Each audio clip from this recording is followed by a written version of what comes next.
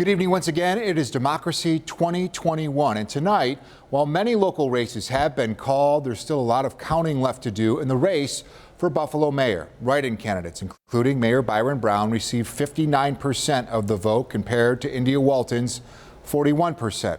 Walton, the only name on the ballot, releasing a statement this afternoon, not conceding, but saying, quote, "It seems unlikely that we will end up with enough votes to inaugurate a Walton administration in January." Now it's going to be up to the Board of Elections to count all of those votes, more than 34,000 of them. But that process will not begin for a couple more weeks. Senior reporter Eileen Buckley, following the aftermath of election night for us tonight, joins us live outside the Board of Elections in downtown Buffalo. Eileen? Well, Jeff, Buffalo Mayor Byron Brown declared victory Tuesday night, but thousands of write-ins, absentee and military ballots must still be counted.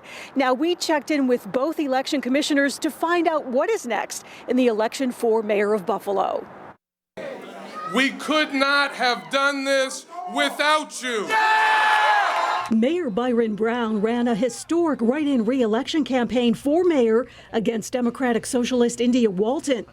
He told supporters he's certain they already pulled out a win.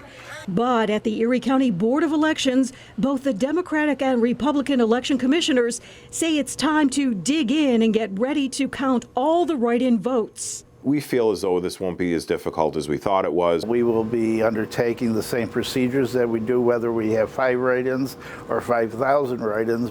The Board of Elections will begin counting tens of thousands of write-ins starting November 16th.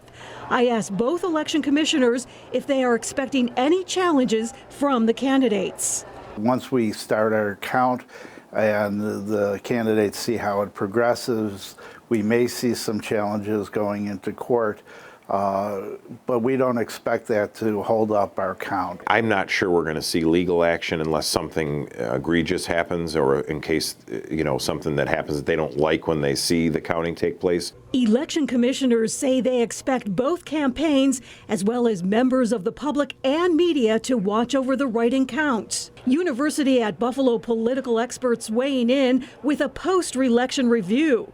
They say a good chunk of Democrats appear to have come out to write in for Brown. You had strong name recognition, you had a historically good ground game, a strong base of support. You had, frankly, a candidate with a very easy name to spell. And so you had all of these things moving in his direction. But they say they also believe India Walton's harsh stance against traditional Democrats may have backfired against her, and Brown played that in his favor. It seemed to be that Mayor Brown was not only able to define India Walton, but as voters in the city of Buffalo got to know her better, they decided they didn't want her as mayor. Again, that vote count for all the write-ins, military and absentee ballots will begin on November 16th. Commissioners did not say how long it would take, but they say they must certify this election by November 27th.